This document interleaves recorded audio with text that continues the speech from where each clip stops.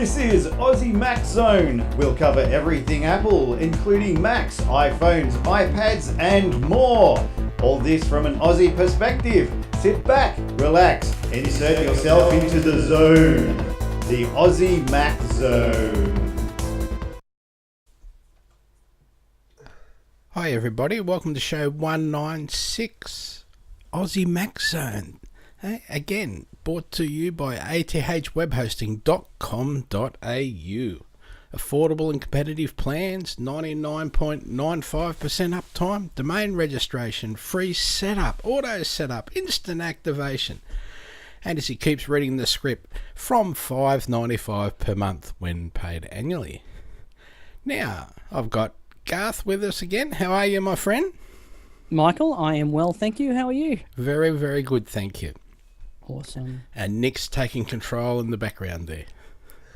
Someone's got to keep control of you, Michael. That's right. So we've got on our Aussie Apple Ramblings, story 1. It makes me sick to my stomach. Apple really, really hates when product secret gets out.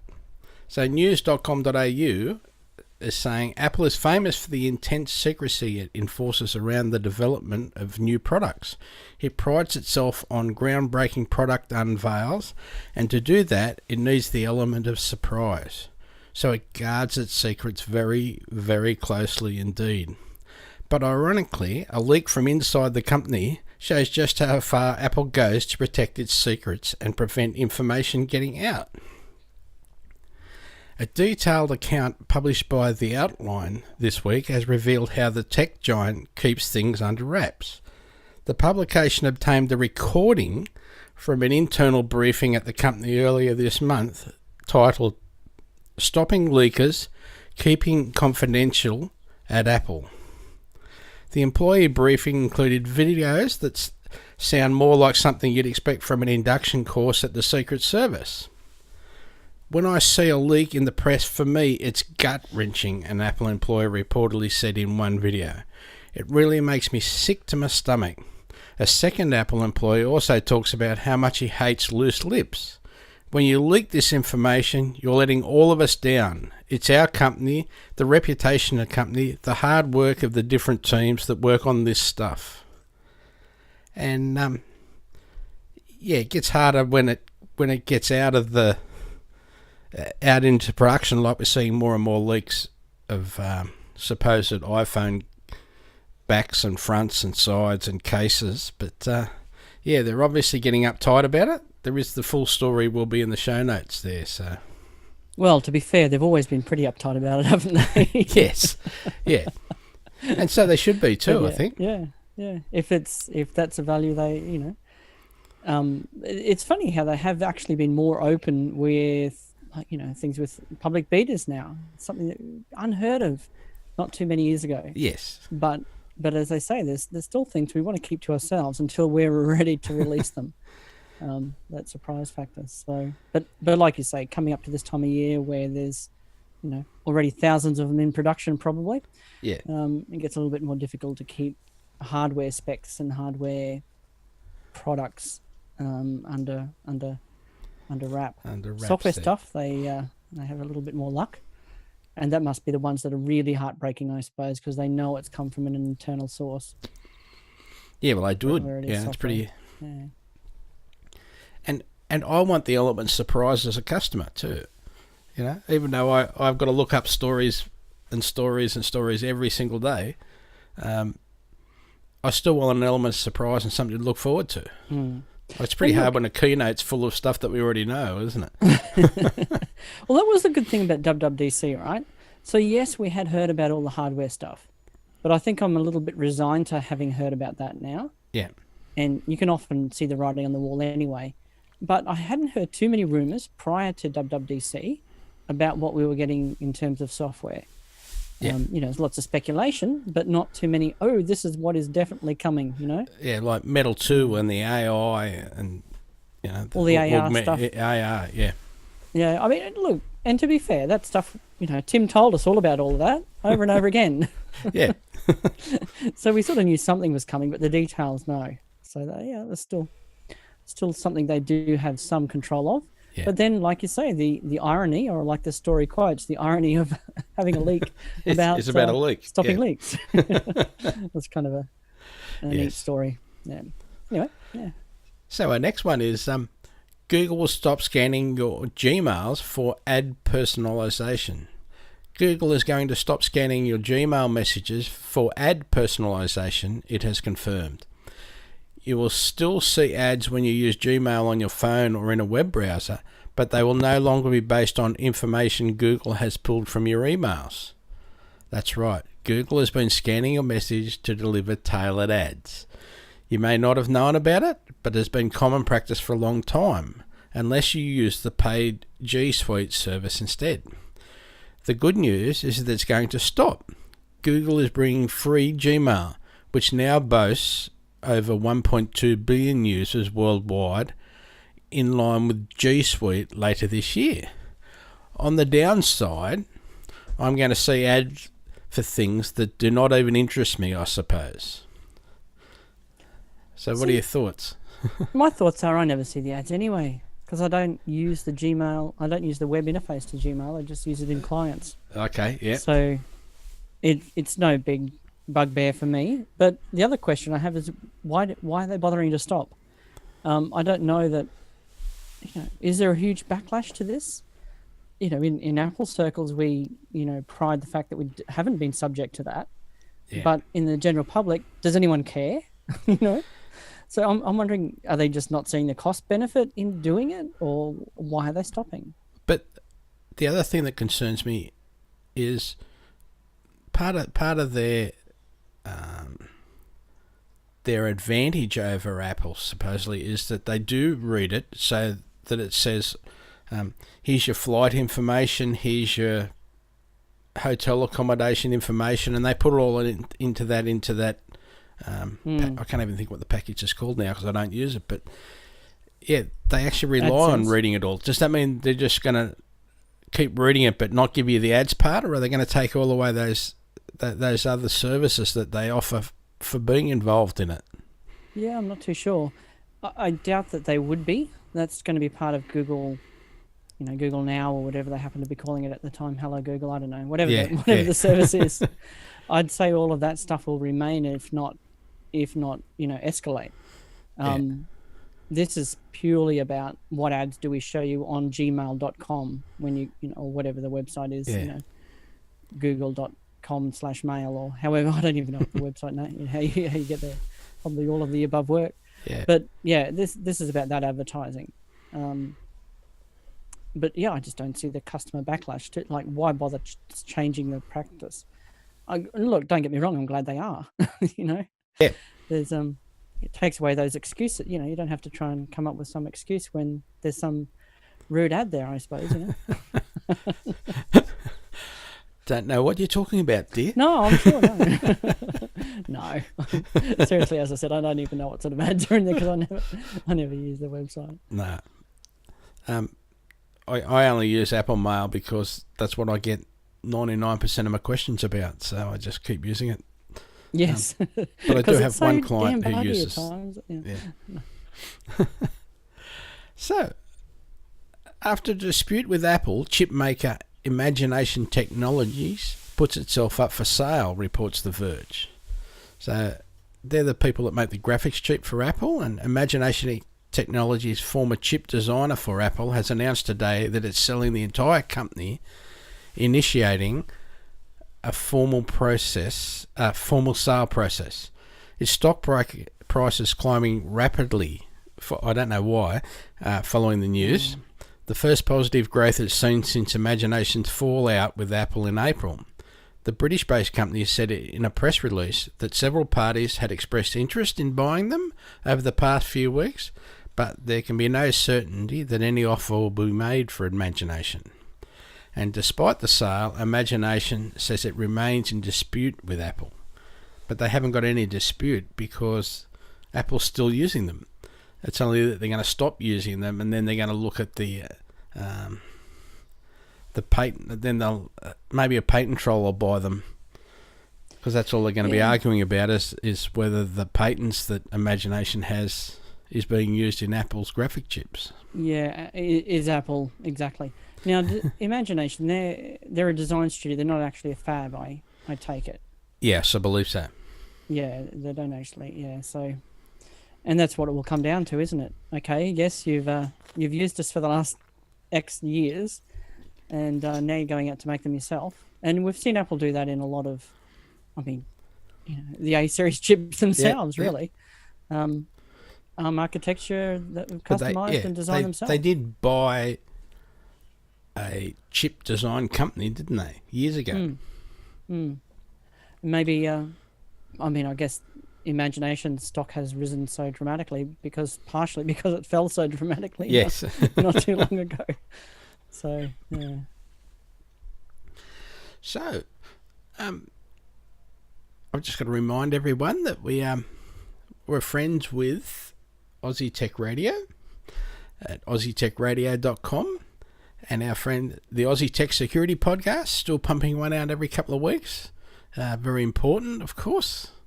And our friends at the award-winning, everybody, Aussie Tech Heads Podcast. Now, also, don't forget we're on Apple News at our Aussie Mac Zone channel on Apple News on your iDevice. So, getting ready with this other one, Nick, because we're trying something new this week. There it is. Okay. So, the roof of Chicago's North Michigan Avenue Apple Store resembles a MacBook Air lid. And we've just put a photo up on the screen for the video people. It's, yes, the whole roof is a big silver, shiny looking MacBook Air lid with an Apple logo, a white Apple with a big MacBook. Apple in the middle. Yeah, looking very cool. It's a massive size. So, the only question I've got is, what has to be a MacBook Air lid? Seeing as how I don't know whether the Apple logo lights up, and what's the difference between a MacBook Air lid and a MacBook lid? There's not that much difference these days, is there? You need to fly over at night time and you'll find out. Yeah. And I guess if they want to change it from a MacBook Air lid to a MacBook lid, just paint it silver. Paint the Apple silver anyway. Yeah. High gloss mirrored Apple and you're there.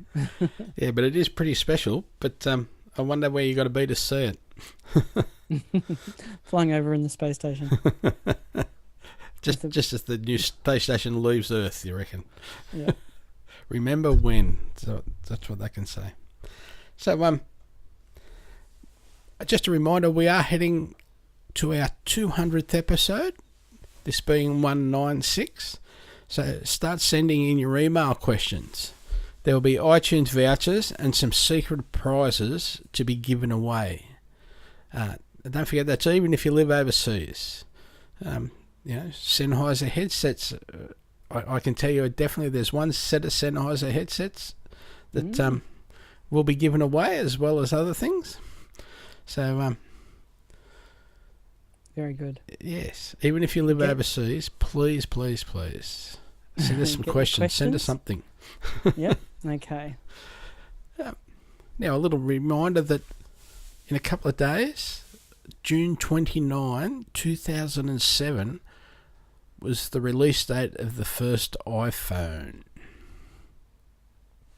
So that's pretty special day. Absolutely. I didn't get one for Karen until about November, I think. I had one of my neighbours at the time was going over to the States for work, and managed to get him to pick one up for me and bring back for her that she wasn't aware of. Oh, okay. And then you had to jailbreak it in those days so that you could use it with a non-American SIM. With not ANT. Yeah. AT&T or whatever. AT&T. Yeah. Jeez, get it, spit it out. So yeah, that was I didn't know that, Michael. That's an interesting little tidbit. Yeah, it was good. Since then, it's been stolen when it was on display at my shop. Oh no, that's another story. Now, speaking of celebrations, regarding the iPhone, the first one. So it has almost doubled in price, almost doubled in screen size, has sold more than 1 billion times over, and has been crowned Australia's most popular smartphone. The Apple iPhone, in that time, it has revolutionised the telecommunications industry, the way we bank, the way we navigate, the way we shop and send messages, and it introduced the world to apps. But after a decade on the market, are we due for a major change? And why is the price of smartphones rising while all other gadgets get cheaper? That's a damn good question, isn't it? But, the original smartphone, the original Apple phone was 8 gig or 8 gig or 8 gig. And now you can get up to 256. So, yeah. Still. But still, yes, I understand that. But I can't say all other gadgets are getting cheaper, but yeah. And increase, the screens and... But anyway. But more from the news.com.au story, here's some other little tidbits. So 2007 versus now. So 1.4 million iPhones sold in 2007 and 211 million iPhones sold in 2016. So it was $649 US for the top model iPhone, and it's now $969 for the top model iPhone. Wait till next year. Yes. 8 gig versus 256 gig. The screen was... That's got to be US prices too. Yeah. Yep. Yeah. Yes. Because ours was like $1,300. Yeah. Yeah. For a big 7 Plus. Yeah. Different life. 3.5 inch, 160 pixel per inch touchscreen versus a 5.5 inch, 401 pixel per inch touchscreen. 2 megapixel camera with no video versus a 12 megapixel dual lens camera. Now here's some good ones. So, popular iPhone apps 2008. So, Koi Pond, a $1.19 virtual fish app with interactive water animation. iBeer was a hugely popular app that did nothing but simulate drinking a beer. Oh, jeez. Another one you probably remember, Tap Tap Revenge. The free game had users tapping moving balls to music. And what about Super Monkey Ball? Sega's platform game featured 3D graphics. And another popular was Remember the Milk, and it was a to-do app. Yeah. Was a hit, but only available on a website. So you had to go through the browser to do it. Yeah. Yep. And then we've got popular apps for 2017, which is Black Box. This innovative puzzle game won the Apple Design Award. Sweat, a top workout and recipe app from Aussie Kayla Signs. That one, every time you go onto the App Store, that app is so well featured. Yeah. Must be... Sweat with Kayla blah blah, whatever her name is. Yeah, it's Signs, I believe, yeah. Apple Pay, which is Apple wireless wallet technology, is already with the phone. Prisma, a powerful photo filter app that uses deep neural networks. Or Facetune, airbrushing, teeth whitening, skin smoothing controls for selfies. Oh, I need that if I start taking up selfies at least. So I've got a link for that full story as well. But yeah, I hope you remember some of those popular apps from 2008. Like you say, Tap Tap Revenge. Yeah. Everyone was playing that. And Bubbles, virtual popping stuff, just popping bubbles on the screen over and over again. What's the name of the one I'm about to lose? Was it's a New Zealand one, a little whale game. I can't remember the name of it now. That's one I'm about to lose because it's only a 32-bit app. Pardon me. So now, how-tos. Oh, no, hang on. Sorry, Garth, you've got a couple of little things to chuck in. Yeah, just some little fellas I wanted to throw in. Just as I was getting ready, just as I was getting ready for the show tonight, I saw a story come over on the Mac Observer saying that my beloved USB keyboard, so the official, I'll hold him up to the screen. Yep. That's just bang everything, the USB that's all right. keyboard. Yeah, with that's the one. Yep. With the USB 1 USB ports on it. Yeah. But anyway, it's gone. It's gone skis. It's amazing. Why? If you want one, you'll need to pick one up from a third-party vendor. So, Michael, have you got any in stock?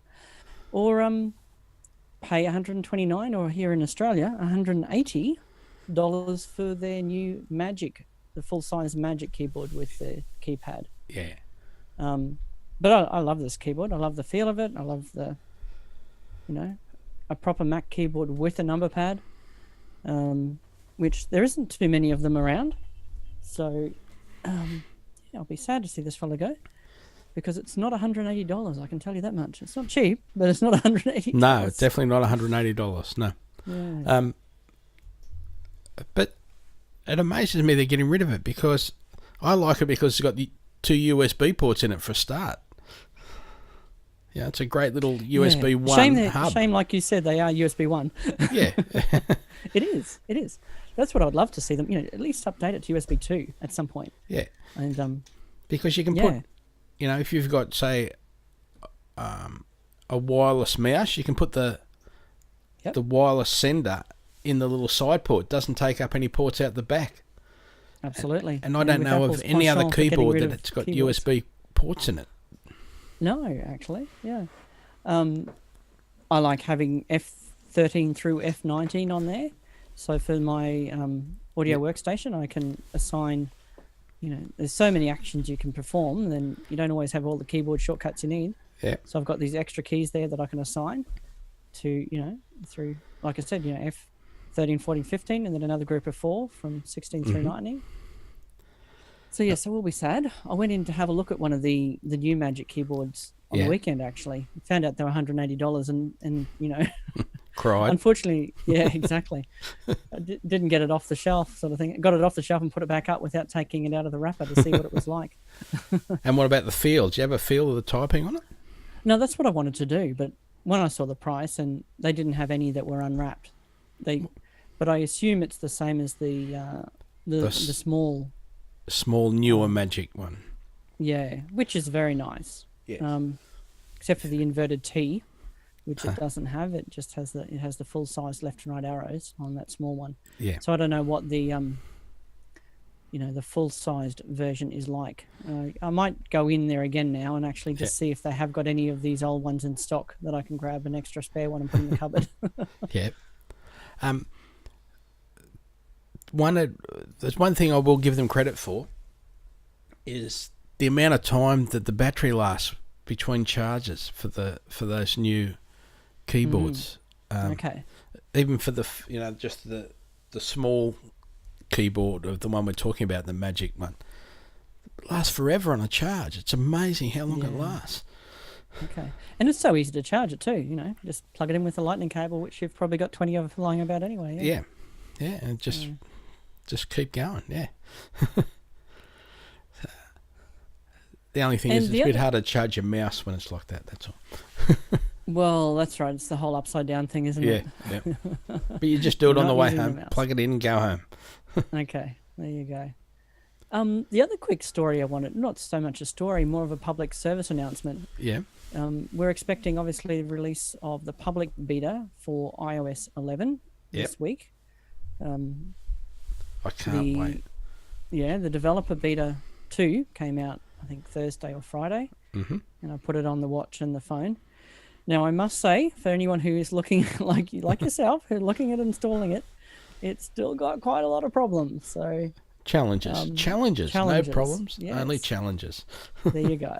So just be aware that it is definitely a beta. Just because it's a public beta doesn't mean that it's pretty good. Might as well go. Yeah. No, there's some challenges. There's some opportunities. Let's call them opportunities. The phone is, monumentally slow. Battery life has improved a little bit over beta 1, I think. But still be very wary, guys. So unless you're Michael and you're pretty gung ho anyway, just be wary. I can't wait to put it onto my 12.9 iPad Pro just to see the difference when I'm signing in, doing my work processes. Whether how much that speeds up by. Yeah. So that's what I'm waiting for. It has but meant that people have had to restore and go through the whole DFU mode and all that sort of stuff. Lots of people have had that experience, so just be aware. Very true, my friend. Very true. Safe than sorry. Yes. Before we get to the how-tos, there is one of them. We talked about the Australian government policy on backdoors to devices, and we don't really want a backdoor. We just want to be able to get in. And laundry door, like I said. There is going to be I think Senator Brandis is getting together with, I think it's 5 countries, like, England, America, Europe, and they're all getting together to discuss how they're going to push for backdoors that aren't backdoors. So I'll keep you informed as much as I can, but apparently he's having the meeting this week. So whether he's in it or whether he's sending his staff, I'm not 100% sure, but I still don't know how you have a backdoor without a backdoor. So yes, well, hopefully there's enough people there that say, look, this is just an oxymoron. And so we're not political. I'm pretty sure it's on both sides. They don't understand this part of it. Well, even a lot of people would be in agreement with the principle in that, given the proper authority, law enforcers in a country that are, in a democratic country where, they're subject to all the proper checks and so forth, that law enforcers should be able to access communications. But it's a bit different from putting a wiretap on a home phone. Yes. Having access to these devices. Those days are gone, unfortunately. And like it only really interferes with the honest people anyway, doesn't it? Like real crooks will know how to get around things anyway. So that's right. Yes. Only sort of argument with that is crooks are often stupid. So yes, I understand that part of it. So anyway, we'll leave that. Yeah. But I think we're pretty in agreement with no thank you. So now how-tos. Copy and paste between devices. So introduced in Sierra, Universal Clipboard is an extension to the continuity features introduced in El Capitan. And with Universal Clipboard, you can cut and copy items on your Mac OS and iOS devices and paste them to each other. This means you can copy and paste text, images, photos, even video between devices without having to resort to airdropping or mailing them to yourself. It's a seamless process. If it doesn't work, check you have Bluetooth turned on both your Mac and your iPhone, and you're all basically ready to go. Sorry, let me decline that. The phone came through and took my messages. Like if you don't change your default ringtone. So you just press. So there was a typo in our original message, but you press Command-C on your Mac and then hold down and select paste on your iPhone or vice versa. And so long as you're logged in using the same Apple ID on both devices, it will work automatically. Now, while it's not the most complex feature, Universal Clipboard could be one of the most practical and useful new features introduced in Mac OS Sierra. It's so cool. Yep. Very simple. And very, like you say, very useful, very, just, I don't know. Yeah. I love it. I really do. Love it, yeah. Now, this week's email. Can I stop crap SMS ads? So the answer is yes. So block spam SMS or text messages. So you open your message app, open the conversation, tap into the eye in the circle on the right hand side there at the top, and tap the name or phone number, and then scroll to the bottom of the info screen, and then tap block this caller, and the messages will just go away from them. So if you're getting hoops from someone you've rung, or an insurance company or whatever, and they generally use the same SMS number, if you decided I've had enough of those, you just block them and you won't get any more. Same, whenever I get a telemarketing call on my mobile phone, I do the same thing. Yep. That number's gone. Yeah, absolutely. Yeah. Anything else, my friend? No. There's episode 196. 196, yeah. So thanks to our friends at ATH Web Hosting and the Aussie Tech Heads and all the other people that make it special for us, and that's you, the listeners. So, yeah, very good, and thank you for your time. Thanks, Nick. No worries, Michael. I was going to say, don't forget to say thanks, Nick. Thanks, Garth, Thank you, mate. Nick. You have a great week. Michael.